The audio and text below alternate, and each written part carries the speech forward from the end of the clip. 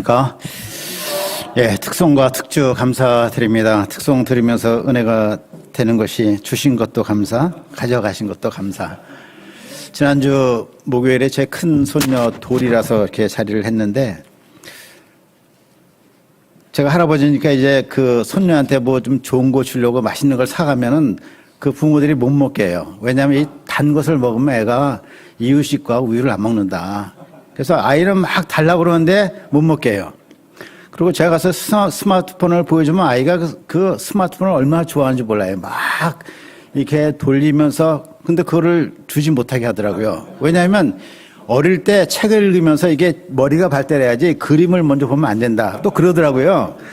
아, 그러면서 이 아이는 그걸 원하는데 그걸 못하게 하는구나. 그 부모의 마음을 보면서 부모가 정말로 아이를 정말 사랑하고 가장 좋은 것을 주는구나. 그래서 아이의 감사 제목은 스마트폰이 있거나 단 것을 먹을 수 있어서 감사한 것이 아니라 이러한 부모님이 계신 것이 감사한 거구나 하는 것을 알게 되면서 오늘 특성을 들으면서, 야, 우리가 다른 것보다도 하나님이 계신 것 자체가 감사한 거구나.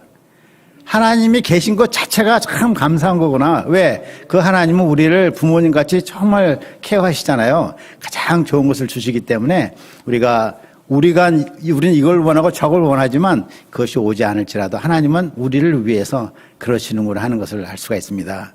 하나님이 계심을 인해서 감사하는 우리가 되기를 바랍니다. 오늘 제목 다 즐거이 외치고 또 노래하나이다. 시편 65편이고요. 요절은 13절인데 13절 같이 한번 읽어보겠습니다. 시작. 초장은 형태로 덮여고 골짜기는 곡식으로 덮였음에 그들이 다 즐거이 외치고 또 노래하나이다. 기도하죠. 하나님 아버지, 추수감사절을 하러 가심을 감사합니다. 우리가 예전에 우리나라 백성들이 배고플 때, 가난할 때 추수감사절을 사모하고 기다리고 추수의 기쁨을 누리고 하나님을 영화롭게 하고 서로에게 감사하는 시간, 그런 뜨거움이 있었습니다. 그러나 이제 모두 잘 살게 된 이때 오히려 우리의 감사함이 식어지는 그런 분위기를 봅니다. 하나님 아버지, 이러한 때라도 우리가 새롭게 주님의 은혜를 기억하게 도와주시고 감사를 회복하게 도와주시고 감사로 하나님께 영광 돌리고 우리 마음에도 천국의 기쁨이 충만하도록 축복하여 주시옵소서. 오늘 말씀을 통해서 은혜 주옵소서. 예수님의 이름으로 기도하였습니다. 아멘. 예, 오늘 2023년도 추수감사 예배를 드리게 하신 하나님께 감사를 드립니다. 시편 50편 23절은 이렇게 말해요. 감사로 제사를 드리는 자가 나를 영화롭게 하리라. 감사로 제사를 드리는 자가 나를 영화롭게 하리라. 또 데살로니가전서 5장 18절 우리가 잘 알죠? 말씀합니다. 범사에 감사라. 이것이 그리스도 예수 안에서 너희를 향하신 하나님의 뜻이니라. 하나님의 뜻이 어디 멀리 있는 것이 아니죠. 하나님의 뜻은 막 연구하고 탐구해서 찾아내야 되는 무슨 지식이 아닙니다. 하나님의 뜻이 무엇입니까? 하나님께 감사를 드리는 것입니다. 하나님께서 우리에게 베푸신 은혜를 생각하면 어떻습니까? 감사할 것밖에 없는 것이죠. 그래서 우리가 입을 열면 언제나 감사를 해야 되겠습니다. 저는 예전에 분당에 우리 친척집에 가는데 그 경부고속도로 들어가는 그 길목에 바로 그 건널목이 있는데 급하게 가다가 거기 빨간불이 떴다 그냥 잠깐 실수로 지나갔어요. 그런데 그때 사람이 지나가려다가 탁 쓰더라고요. 제가 그때 뭘 느꼈냐면, 야, 횡단보도 이 교통사고가 심각하잖아요. 감옥에 들어가요. 그거를 할 뻔했는데 하나님이 막아주셨구나. 그 사건이 일어나지 않았지만은 만약 그랬다면 내가 오늘도 감옥에 있을 텐데. 그거 생각하면 너무 감사한 거예요. 우린 보통 그런 사고 당하고 나서, 아, 하나님 좀 도와주세요. 제가 빨리 풀려나게 해주세요. 뭐 어떻게 합의를 봐게 해주세요. 그런 일 막아주신 하나님. 얼마나 감사합니까? 특별히 올해 한 해를 돌아볼 때 하나님께서 우리 각자에게 또 우리 공동체에 주신 많은 감사 제목이 있습니다. 우리가 이러한 것들을 생각하고 찾아보면서 하나님께 감사 찬양 드리는 이 시간 되기를 바랍니다. 자, 오늘 본문을 네 가지 포인트로 생각해 봅니다. 첫째는 기도를 들으시는 하나님, 기도를 들으시는 하나님입니다. 1절을 같이 한번 읽겠습니다. 시작. 하나님이여 찬송의 시온에서 주를 기다려하며 사람이 서원을 주께 이행하리이다. 자, 이 시의 저자가 누구죠? 다윗이죠, 다윗. 그가 말합니다. 찬송의 시온에서 주를 기다립니다. Praise await you, a God. 찬송이 기다린대요. 뭐 찬송이 인격체도 아닌데 기다릴 수 있습니까? 찬송을 지금 의인화시킨 거죠. 의인법으로 지금 표현합니다. 시입니다. 찬송이 주님 오시기를 기다리고 있습니다. 문에서 주인을 기다리는 것처럼 기다리다가 주인이 오면 탁 나가서 찬송으로 맞이하고자 하는 것입니다. 전방에 가면 군인들이 일정한 장소에서 밤새도록 보초를 서요. 내무반 막사 주변과 정문과 위병소 뭐 이런 대대본부 탄약고 이런 데서 보초를 서요. 제가 다 썼었습니다. 가만히 서 있으면 시간이 너무 안 지나가. 그렇지 않습니까? 특히 겨울에 겨울밤 얼마나 길어요. 밤이 길죠. 춥죠. 우리는 밤에 잠자고 아침에 딱 일어나서 한 5분 지난 것 같은데 그 시간이 이 보초 서는 그 병사들에게는 정말 얼마나 시간이 늦게 가는지 몰라요. 동절기 옷을 두껍게 입고 나가죠. 처음에는 괜찮아도 이게 냉기가 쫙 몸에 들어와요. 나중에 한 2시간 쓰면 가장 추운 곳이 어딘지 아세요? 이 등과 어깨 축지야. 왜 그러냐면 거기는 만질 수가 없어서 그래요. 다른 데는 마사지를 하고 움직이니까 피가 도는데 거기는 속수무책이야. 그러니까 냉기가 점점 접근하는 것을 느낍니다. 이러다가 아침 해가 떠오르면은 어떻습니까? 그 온몸에 온기가 돌고 마음이 쫙 밝아집니다. 초병이 파수꾼이 아침 해를 기다리는 것처럼 지금 찬송의 주를 기다리고 있어요. 당장이라도 찬송이 burst out, 터져 나올 것 같은 그런 시인의 마음을 이와 같이 표현하고 있는 것입니다. 다윗의 마음에는 감사가 가득했습니다. 그의 마음에 그 찬송하고자 하는 마음이 충만했어요. 찬송하면서 서원을 주께 이행하고자 합니다. 서원이 무엇이죠? 서원은 우리가 고난 중이나 어려웠을 때 하나님께 드린 약속을 말해요. 그것을 이제 은혜와 축복의 때 그 서원을 갚고 싶어하는 것입니다. 자, 그러면 다윗이 이처럼 찬송하고 싶은 마음이 이렇게 충만한 이유가 뭐예요? 뭐 근거가 있어야 되잖아요. 2절 말씀 보겠습니다. 2절 말씀을 우리 형제님들이 읽겠습니다. 예, 시작. 모든 육체가 주께. 자, 그 이유가 뭐예요? 하나님께서 기도를 들으시는 주시다 이런 얘기예요. 그는 이 기도 체험을 많이 했습니다. 한두 번 한 것이 아닙니다. 기도할 때마다 그의 곤경을 해결해 주시고 피할 길을 여신 그 하나님을 정말 체험을 많이 했어요. 한 번은 사울 왕이 온 이스라엘에서 택한 3,000명의 군사를 데리고 다윗을 잡으러 갑니다. 엔게디 광야의 들렴서 바위로 갔는데 그 들렴서 바위 그 굴에 다윗이 숨어 있었어요. 3,000명이 그 굴을 에워쌌어요. 굴이 어떤 곳이에요? 굴은 한 곳밖에 출구가 없잖아요. 도관에 든 쥐보다 더 코너에 몰린 게 뭐죠? 굴 안에 든 쥐. 이게 도저히 가능성이 없어요. 그런데도 하나님이 기가 막힌 방법으로 다윗을 구원해 주셨습니다. 또 사무엘상 21장을 보면 어떤 얘기가 나오냐면 다윗이 사울을 피해서 도망가고 가다가 어디까지 가요? 블레셋 가드왕 아기스에게까지 가요.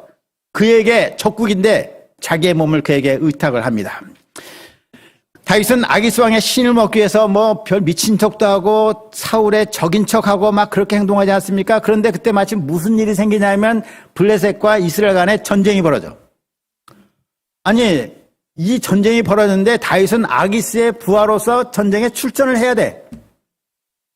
싸우러 가지 않는다면 가드왕의 의심을 받아서 죽임을 당합니다. 싸우러 가겠다면 어떻게 돼요? 아니 자기 백성 이스라엘과 싸워야 되잖아요. 기가 막힌 상황이에요. 도저히 해결의 실마리가 보이지 않습니다. 그런데도 시편을 보면 다윗이 이때 하나님께 간절히 기도합니다. 그때 하나님이 놀라운 방법으로 역사해요. 어떻게 역사하시죠? 아기스의 부하들이 나서서 저 사람 데려가면 안 된다. 저 사람 배반할 거다. 다윗은 아니다. 나를 믿어달라. 나는 가서 싸우겠다. 부하들이 안 됩니다. 안 됩니다. 그래서 아기스가 뭐라 그래요? 다윗한테 미안해. 내가 너를 의심하는 건 아닌데 부하들이 이러니까 네가 좀 있어줘야겠어. 이렇게 해서 그냥 자기 체면 살리면서 모면받지 않습니까? 다윗이 이와 같이 죽음의 곤경에 빠진 때가 많은데 이런 일을 통해서 배운 바가 있어요. 뭘 배웠어요? 아, 하나님은 나의 기도를 들으시는구나. 다윗의 하나님은 나의 기도를 들으시는 하나님이세요. 그런 너무나 이 하나님이 감사해서 심령으로 찬송하기 원했습니다. 세상의 모든 사람이 그에게 나오게 될 것을 믿었습니다. 우리도 지난 한 해 돌아볼 때 옴짝달싹할 수 없는 그런 상황에 처한 적이 있지 않습니까? 이렇게 해도 안 되고 저렇게 해도 망하고 이게 외통수에 빠져갖고 도저히 해결의 방법이 없는 이러한 때가 우리에게도 있었습니다. 종로 일부의 최빌리 목자님이라고 계신데 이분이 그 전 어느 직장을 다녔는데 직장에서 일을 너무 많이 시키는 것이 정도가 지나쳐요. 12시까지 일을 시키고 2시, 새벽 2시에 회의를 소집해요. 아니 그것이 하루 이틀이 아니야. 평균 퇴근이 1시, 2시예요. 그래서 도저히 이거는 안 되겠다. 참고 참았지만 안 되기 때문에 가정생활도 안 되고 목자생활도 안 되잖아요. 그래서 그만두고 그동안 박사과정 공부를 좀 틈틈이 했었는데 1년 동안에 열심히 해가지고 학위를 받고 새롭게 직장을 얻고자 방향을 잡았습니다. 자, 그런데 40대 후반만 돼도 요즘에 좀 나가주세요. 공고사직하는 시대 아닙니까? 50대 가까이 되신 분이 지금 학위를 받고 새 직장을 얻는다는 것이 쉬운 게 아니죠. 그것도 외국 학위도 아니고 한국 박사학위 받아서 박사학위도 받기 전에 논문만 제출하고 극심한 경쟁을 두고 교수에 임명이 되었어요. 교수님이 됐어요. 종로 일부 제1호 교수 목사님이 됐습니다. 그리고 이분이 이번에 초고속 승진을 해서 학과장이 됐어요.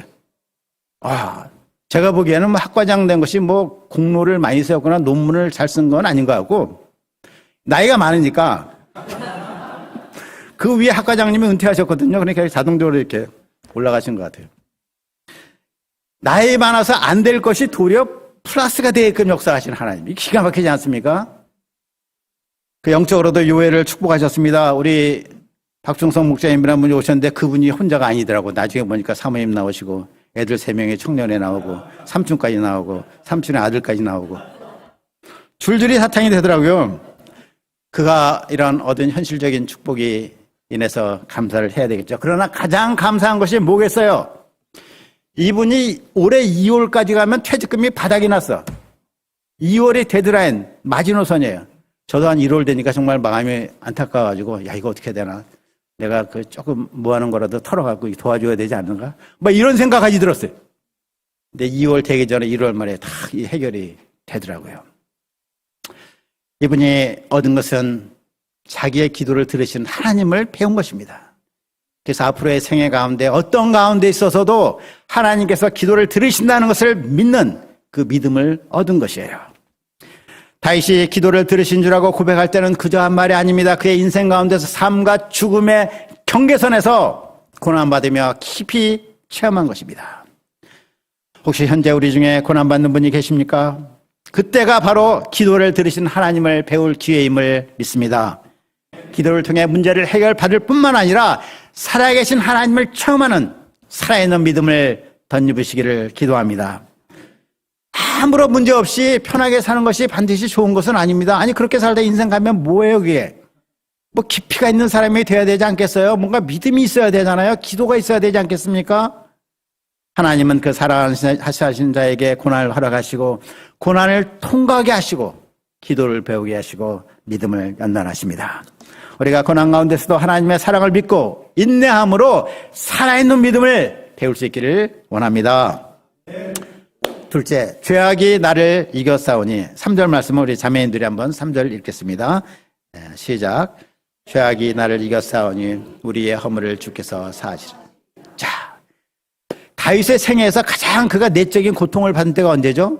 사울에게 추격당하여서 광야에서 살 때가 아니었습니다. 언제예요? 통일 이스라엘의 왕이 된 후예요. 우리는 다윗이 밧세바를 취하여 동침한 사건을 잘 알고 있습니다. 3절을 보십시오. 죄악이 나를 이겨싸우니. 그는 누구를 이겼어요? 골리앗을 이겼어요. 블레셋의 모든 왕들, 방백들을 이겼습니다. 그런데 죄에 쳤어요. 사람이 죄에 지면 죄의 종이 되죠. 죄의 종이 돼서 죄가 하라는 대로, 시키는 대로 하게 돼 있어요. 간음죄를 짓고 이를 덮기 위해서 우리아를 전쟁터 앞에 나가게 합니다. 그가 죽게 만들어요. 살인죄, 살인 교사죄를 저질렀어요. 그러나 겉으로는 태연한 척했어요. 우리아의 죽음에 대해서 그는 이렇게 말했습니다. 이 일로 걱정하지 말라. 칼이 이 사람이나 저 사람이나 삼키느니라. 전쟁에서는 이 사람들 죽고 저 사람들 죽으니 우리아의 죽음으로 너무 신경 쓰지 말라, 이런 말이에요. 그러고 나서 그는 어떻게 했어요? 밧세바를 취하여 자기 아내로 삼았습니다. 사람들은 그의 죄를 전혀 몰랐어요. 그런데 하나님은 아셨습니다. 그것을 기뻐하지 않으셨어요. 하나님은 그의 죄에 대해서 진노하셨는데 다윗은 하나님의 진노 아래 있음으로 인해서 고통이 시작되었습니다. 시편 32편 3절 4절은 이런 그의 상태를 말해줍니다. 내가 입을 열지 아니할 때 종일 신음함으로 내 뼈가 사하였도다. 주의 손이 주야로 나를 누르시오니 내 진액이 빠져서 여름 가뭄에 마름같이 되었나이다. 다윗이 사울의 추격을 받아서 도망할 때는 몸은 피곤했지만 그의 마음은 자유가 있었어요. 굴 속에서도 하나님을 감사하고 찬양을 했다 이 말입니다. 그러나 이제 범죄한 이후 하나님과의 관계성이 깨졌습니다. 겉으로는 왕으로서의 모든 호사를 누리지만 그의 얼굴은 시커멓고 먹어도 먹은 것 같지 않고 마셔도 마신 것 같지 않은, 하나님의 손이 그를 짓누른 끙끙 신음을 하고 하루하루 죽음의 고통 가운데 지냈습니다. 사람이 돈이 많다고 행복한 것이 아니죠. 물론 돈이 많으면 편리하긴 해요. 사람이 권력이 많다고 행복한 것도 아닙니다. 사람은 영혼의 존재입니다. 하나님과의 사랑의 관계성에서 그 사랑의 관계성 가운데 우리가 행복을 누리게 되어 있습니다. 다윗은 겉으로는 모든 것을 얻었지만 실제로는 모든 것을 잃어버렸어요. 하나님을 잃으면 다 잃는 것입니다. 그토록 친밀했던 사랑의 하나님과의 관계성 단절, 이것은 지옥의 고통이었어요. 그런 그의 영혼은 부르짖습니다. 오 하나님, 저를 구원해 주소서.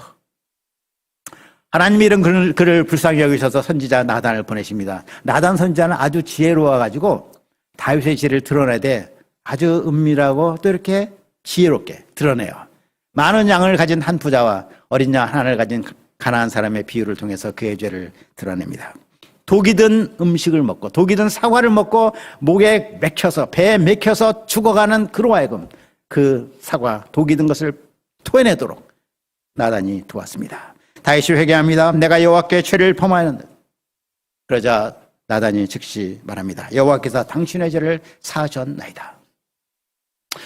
죄사함을 받은 다윗이 고백합니다. 시편 32편 1절 2절입니다. 허물의 사함을 받고 자신의 죄가 가려진 자는 복이 있도다.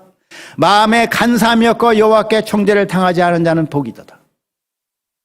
죄를 토설한 후에 그는 비로소 숨을 쉴 수가 있었어요. 비로소 그의 얼굴에 혈색이 돌아왔습니다. 우리 신자는 세상에서 두려워할 것이 아무것도 없어요. 단 하나 빼고 뭐죠? 죄 짓는 겁니다. 범죄하면 하나님과의 관계성이 깨집니다. 자, 우리가 범죄치 않기 위해서 어떻게 해야 되죠? 내가 범죄치 않기 위해서 하나님의 말씀을 내 마음에 두었나이다. 시편 119편 11절. 시편 119편이 이제 하나님의 말씀에 대한 그 장이잖아요. 그 중에 11절 두 개를 세워 이렇게. 내가 범죄치 아니하려 주의 말씀을 내 마음에 두었나이다. 다윗은 이와 같이 말씀을 마음에 두었어요. 우리가 하나님의 말씀이 있으면 죄를 분별하죠. 죄를 보게 돼요. 아, 이게 독발린 사탕이구나. 우리가 왜 죄를 짓냐면 죄가 달콤하게 보여. 맛있게 보여. 저걸 잡으면 내가 행복하게 될 것 같이 보여.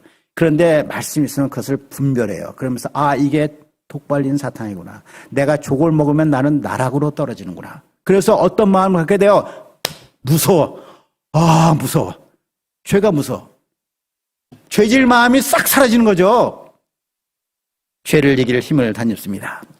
물론 우리가 세상을 살면서 한 번도 죄를 안 질 수는 없어요. 늘 범죄하죠. 그러나 범죄 시 우리가 어떻게 됩니까? 죄를 자백해야 돼요. 엄격히 말하면 회개라는 것은 일생에 한 번 있는 것입니다. 하나님께 대한 자세를 바꾸는 거, 예수님을 구주로 영접하는 것이 회개예요. 자세 바꿈. 그리고 나서 우리는 자백을 하는 것입니다. 믿는 자의 심령에 누가 있어요? 성령께서 계시죠. 성령이 우리의 죄를 지적해요. 책망해요. 그때 우리가 부인하지 않고 뭐라고 그래요? 내가 그랬습니다.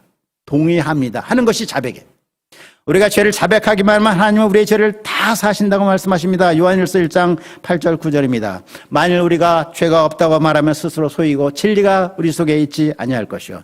만일 우리가 우리 죄를 자백하면 그는 미쁘시고 의로우사 우리 죄를 사하시고 모든 불의에서 우리를 깨끗게 하신다. 약속하세요.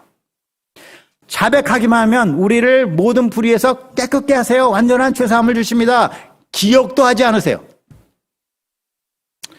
다윗은 자기에게 수많은 감사 제목이 있었지만 자신의 죄를 사해 주신 것을 가장 감사하였습니다. 우리도 오늘 한 해 돌아볼 때 여러 가지 중에서 죄사함 받고 하나님과의 사랑의 관계성 가운데서 살아온 것, 이거 가장 감사한 거 아니겠습니까? 이게 절대로 당연한 거 아닙니다. 특히 영적으로 무지한 우리를 부르시고 죄사함과 구원을 주시고 영원한 생명을 주셨습니다. 이 영원한 생명은 현재 있는 우리의 목숨으로 영원히 사는 그런 삶이 아니고 하나님의 생명에 버금가는 생명을 우리에게 주신 겁니다. 그게 영원한 생명이에요. 그 자체가 영원성이 있습니다. 이 생명을 생각하면 천년에 2번을 살아도 가장 감사한 제목입니다.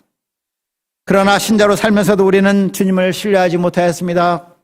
먼저 그 나라 그 일을 구하지 못했습니다. 우리 감정을 컨트롤하지 못하여서 악한 말들을 쏟아놓았습니다. 주님은 이런 우리의 모든 허물을 감당해 주시고 말씀을 주셨습니다. 돌이키게 하셨습니다. 우리의 죄를 사해 주신 우리 주님께 감사를 드립니다. 셋째, 주의 뜰에 살게 하신 하나님. 4절 말씀 같이 한번 읽겠습니다. 4절 시작. 주께서 택하시고 가까이 오게 하사 주의 뜰에 살게 하신 사람은 복이 있나이다. 우리가 주의 집 곧 주의 성전의 아름다움으로 만족하리이다. 하나님은 세상의 많은 사람 중에서 다윗을 택하셨고 이스라엘의 왕으로 삼으셨습니다. 하나님은 세상의 많은 사람 가운데 우리를 택하셔가지고 하나님의 자녀 상속자로 삼으셨습니다. 이 시대를 섬기는 왕 같은 제사장으로 삼으셨습니다. 우리로 하여금 하나님을 아빠, 아버지라고 부르면서 우리의 모든 어려운 문제를 토로할 수 있는 그러한 자녀들로 삼으셨습니다. 세상 사람들은 아버지가 없는 고아와 같습니다. 그러나 우리에게는 아버지가 계세요. 그 아버지 어떤 분이세요? 우리를 지극히 사랑하시고 모든 일에 능하신 그 하나님이 우리의 아버지가 되십니다. 다윗은 사울에게 쫓겨다녔습니다. 그러나 그의 영혼은 하나님의 뜰에 거했습니다. 우리도 세상의 수고로 피곤하고 영혼이 지쳤습니다. 하나님의 이런 우리를 하나님의 뜰에 거하게 하셨습니다. 사람들은 강남의 60평대 아파트에 살면 복되다고 생각해요. 그러나 다윗은 주의 집에 거하는 것, 그것이 복이 있다 이렇게 노래하는 겁니다. 왜 그렇습니까? 주의 성전의 아름다움이 그에게 참된 만족이 되기 때문입니다. 주의 집은 신령한 아름다운 것으로 가득합니다. 하나님 나라의 풍성한 생명과 기쁨과 죄사함과 구원의 은혜와 진리의 말씀이 충만합니다. 하나님께 가까이 나온 사람들은 그 집에 거합니다. 그 집의 아름다움으로 참 만족을 누립니다. 또한 주의 집에 거하는 것은 성전 대신 예수님 안에 거하는 것이다 이렇게 말할 수 있어요. 예수님이 참 성전이니까 예수님의 몸된 교회 안에 거하는 것입니다. 지난 한 해 하나님은 세상에서 영원히 고갈되고 마른 뼈와 같이 될 수밖에 없던 우리를 도우시고 매주 생명의 말씀을 허락하여 주셨습니다. 말씀 공부와 소감을 통해서 죄를 회개하고 진리의 말씀에 기초해서 방향을 찾게 하셨습니다. 함께 하늘의 부르심을 받은 우리 동역자들과 사랑의 공동체를 이루게 하셨습니다. 모임 때마다 웃음꽃이 넘치고 사랑과 섬김을 받게 해주셨습니다.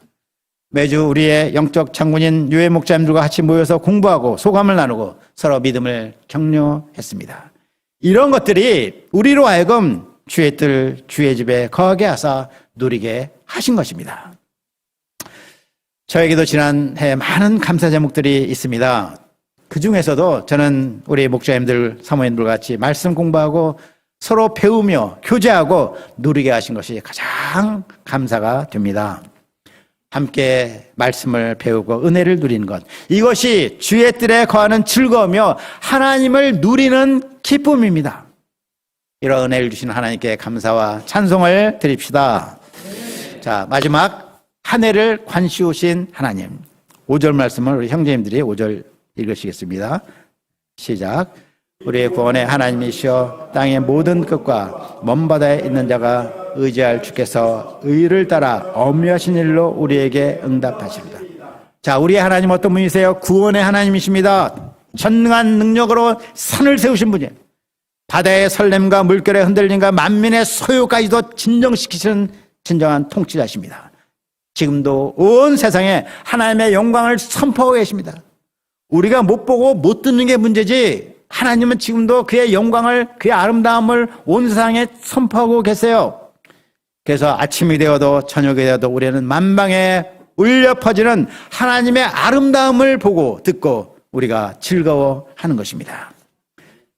9절 10절 말씀을 형제 자매 손으로 9절 10절 읽겠습니다. 시작. 땅을 돌보사 물을 내어 심히 윤택하게 하시며 하나님이 땅에 물이 가득하게 하시고 이같이 땅을 예비하신 후에 그들에게 곡식을 주시나이다. 주께서 밭고랑에 물을 넉넉히 귀랑을 평평하게 또 담비로 부드럽게 하시고 그 싹에 복을 주시나이다. 자, 곡식이 나게 하기 위해서 밭에 농부가 물을 대죠. 그런데 실제로 누가 물을 대는 것입니까? 하나님이 되시는 거예요. 하나님이 비를 내려주시니까 농부는 거기에 쓰임 맞는 것일 뿐입니다. 이 줄만 대고 있는 거예요. 우리는 AI 시대, 21세기 과학 문명 시대에 살고 있습니다. 그러나 인류가 필요한 가장 기본적인 문제, 뭐죠? 양식. 이 양식 문제를 해결할 수가 없어요. 사람은 양식이 있는 것을 가공은 할 수 있지만 없는 양식을 만들 수가 없어요. 먹이 사슬의 가장 밑에 있는 풀과 곡식, 이것을 하나님이 공급하지 않으시면 지구상에 있는 모든 생명체는 다 굶을 수밖에 없습니다. 모든 생명체가 그 생명을 유지하는 이유가 무엇입니까? 지금도 하나님이 하늘에서 만나를 내려주고 계세요. 이 오는 것이 밑에서 자라는 곡식처럼 보일 뿐이지 하나님께서 지금도 하늘에서 만나를 내려주고 계시는 것입니다.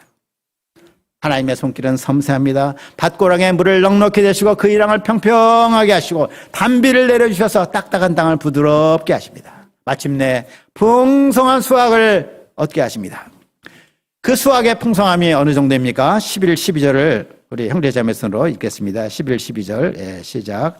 주의 은택으로 한 해를 관시우시니 주의 길에는 기름방울이 떨어지며 들의 초장에도 떨어지니 작은 산들이 기쁨으로 띠를 띄었나이다. 참 얼마나 아름다운 시인지도 몰라요. 성경은 뭐 여러 가지 내러티브도 있고 스토리도 있고 역사도 있고 시도 있고 그런데 각각의 그 장르에 따라서 음미하는 것이 참 좋습니다. 아름다운 시죠. 자, 여기에 이제 곡식을 실은 수레가 있어요. 달구지. 큰 달구지가 있습니다. 농부들이 그 곡식을 실을 달구지에다 곡식을 얹어요. 얹는데 너무 많이 얹어갖고 높이 쌓아가지고 달구지가 가면서 뭐가 떨어져요? 이삭, 나달이 막 떨어져요. 막 떨어지는데 시인이 보기에 그게 어떻게 보이는 거예요? 길과 초장에 막 떨어지는 나달들이 기름방울이 떨어지는 것 같다 이렇게 말하는 거죠. 길에는 기름방울이 떨어지며 들의 초장에도 떨어집니다. 기름방울이 막 올리브 기름처럼 떨어지는 것이에요. 근데 농부들은 거들떠보지도 않죠. 왜? 너무 많으니까. 공중의 새들이 즐겁게 지속입니다. 13절을 다 같이 읽겠습니다. 13절 시작. 초장은 양떼로 옷 입었고 골짜기는 곡식으로 덮였으며 그들이 다 즐거이 외치고 또 노래한다. 하나님의 축복은 넘치고 넘칩니다. 초장은 양떼로 가득해요. 초장이 뭐예요? 양이 풀 뜯는 그 벌판이잖아요. 녹색이어야 돼요. 녹색. 근데 흰색이 돼버렸어. 왜 됐어요? 양이 꽉 찼어요. 움직일 공간이 없을 정도로 양이 쫙 차가지고 흰 옷을 입은 것 같다 이런 말입니다. 골짜기마다 익은 곡식이 가득해서 황금 물결이 일어나고 있습니다. 시인은 전체적으로 이를 어떻게 표현합니까? 11절 보니까 주의 은택으로 관을 씌우셨다 이렇게 표현해요. 주의 은택으로 관을 씌우셨다. You crown the year with bounty. 주께서 풍성함의 면류관을 씌우셨다 이런 말이에요. 풍성함의 왕관을 씌우셨다 이런 말입니다. 누구를? 그 해를. 누구에게 면류관 월계관을 씌우나요? 마라톤 우승한 사람, 1등한 사람, 최고로 잘한 사람에게 우리가 면류관 씌우지 않습니까? 그와 같이 하나님의 지난 한 해를 최고의 해로 관을 씌우신 것입니다. The best year, 최고의 해가 되게 하셨다 이런 말이에요. 물론 이는 2023년만 최고의 해를 만드셨다는 의미는 아닙니다. 하나님 안에서는 매 해가 최고의 해입니다. 매 해가 1등 해요. 1등. 주님 안에서 매 해를 1등으로 살아가는 사람은 결국 그 인생이 1등 인생이 되는 것입니다. 올 한 해 돌아볼 때 하나님께서 우리에게 베푸신 은혜가 어떠합니까? 무엇보다 하나님께서 우리의 가정과 우리의 교회 공동체를 지켜주셨습니다. 사탄 마귀는 교회 공동체를 분열시키고자 현안이 되어 있습니다. 우는 사자같이 삼킬 자를 찾아냅니다. 이런 가운데 우리를 사랑의 공동체로 지켜주셨습니다. 우리 종로 2부에 새벽 이슬 같은 청년 대학생들을 보내주시고 성장하게 해주셨습니다. 현재 지구상에 러시아 우크라이나 전쟁이 또 이스라엘 하마스 전쟁이 벌어지고 있습니다. 매일같이 수많은 사람이 죽고 다치지 않습니까? 우리는 밤에 잘 때 우리 아파트 문, 우리 집 문을 잘 걸어 담궈요. 또 이렇게 빗장을 걸어서 안 열리게 해요. 또 현관문도 확실히 닫게 합니다. 그런데 우리나라에 있잖아요. 나라문이라는 게 있어요. 나라문. 보이지 않아요. 나라문이 열리면은 우리 집의 문, 현관문은 아무 소용이 없어요. 적들이, 원수들이 들어와서 강탈하고 죽입니다. 이런 세상에 하나님께서 이 땅에, 우리나라에 지난 70년간 전쟁 없는 나라, 평화로운 나라로 지키신 것을 감사합시다. 불철주와 나라 지키신 우리 국군 장병들께도 감사를 해야 되겠습니다. 지난 한 해 물론 우리의 삶 가운데 어려움도 많았고 지금도 고난이 진행 중인 분들이 있습니다. 그러나 이러한 고난도 사랑의 하나님께서, 아버지 하나님께서 우리를 다윗과 같은 믿음의 비밀을 가진 자로 키우시려고 주시는 훈련임을 믿어야 되겠습니다. 하나님 안에서는 올 한 해가, 그리고 우리의 매 해가 주님의 은택으로 관을 씁니다. 그리고 우리의 전 인생이 그의 은택으로 관을 쓰게 됩니다. 결론적으로 하나님은 우리의 기도를 들어주셨습니다. 때마다 말씀을 주시고 최사함 받게 해주셨습니다. 우리를 우리 공동체에 담아주시고 주의 뜰에 살게 해주셨습니다. 우리 삶에 물을 대사 심히 윤택하게 하셨습니다. 한 해를 주의 은택으로 관을 지으셨습니다. 우리가 이 시간 하나님의 은혜와 축복을 돌아보면서 다 즐거이 외치고 또 노래하기를 기도합니다. 기도하겠습니다. 하나님 아버지, 참으로 주님으로 인해서 감사합니다. 우리를 사랑하시고 우리의 모든 것을 다 하시고 도우시는 우리 살아계신 아버지를 인해서 감사를 드립니다. 주님께서 우리의 기도를 들어주시고 우리에게 최사함 주시고 주의 뜰에 거하게 하시는 은혜 감사드립니다. 한 해를 주의 은택으로 관을 씌우셨습니다. 우리가 이것을 영적인 눈을 뜨고 바라보게 하시고 발견하게 하시고 우리 주님께 감사와 찬양을 돌리게 도와주십시오. 감사하고 예수님의 이름으로 기도합니다. 아멘.